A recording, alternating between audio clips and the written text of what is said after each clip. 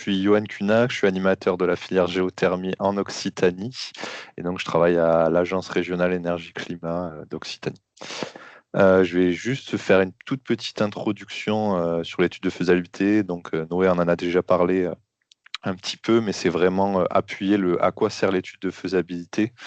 Du coup, bon, je vais vous partager un peu les objectifs clés. L'idée, c'est valider l'intérêt de la géothermie pour le bâtiment, pour le site, définir un dimensionnement cohérent entre les besoins du bâtiment vs la ressource qu'on a présente dans le sous-sol, et que ce dimensionnement il soit aussi fiable pour la maîtrise d'œuvre qui va prendre le relais derrière sur les travaux. Et forcément évaluer la faisabilité technique et réglementaire, établir un préchiffrage financier, donc c'est-à-dire en termes de CAPEX, donc les investissements qu'on va pouvoir avoir sur le système de géothermie, contre les coûts opérationnels et puis potentiellement la réduction de factures énergétiques qu'on va pouvoir avoir par rapport à un autre système.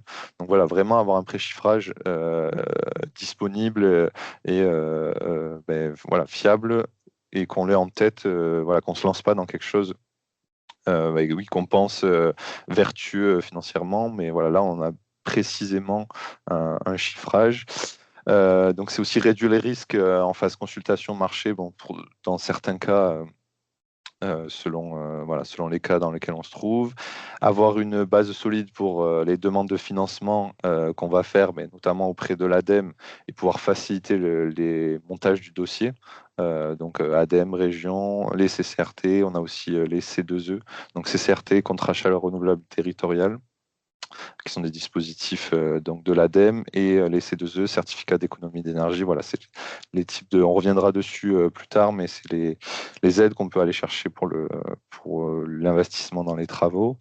Du coup, en fait, l'étude de faisabilité, elle va sécuriser le projet, réduire les aléas, éviter les surcoûts qu'on peut avoir ultérieurement dans le déroulé du projet.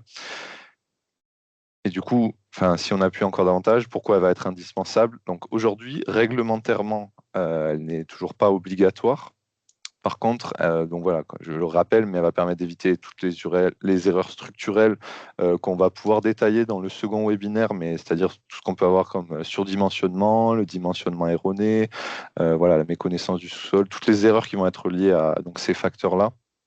L'idée, c'est de pouvoir les éviter dès la phase de conception avec cette étude de faisabilité. Donc, comme je le rappelle, garantir cohérence entre besoins et ressources disponibles, anticiper des contraintes réglementaires. Voilà, si on se situe dans la géothermie de minime importance, des contraintes qu'on peut avoir, voilà, c'est pas se lancer dans le projet et à faire appel à un foreur sans avoir étudié un peu voilà, l'implantation des dispositifs. Prévoir un niveau d'essai nécessaire, voilà, envisager ou non de faire un test de réponse thermique avec voilà, pompage éventuel. Pouvoir préparer un cahier des charges robuste pour la phase suivante, donc voilà, sur la partie travaux. Et j'appuie le fait que, en fait, dans le cadre d'un projet qui est financé par l'ADEME ou les certificats d'économie d'énergie, en fait, l'étude de faisabilité elle va être exigée pour pouvoir voilà, avoir accès à ces dispositifs d'aide.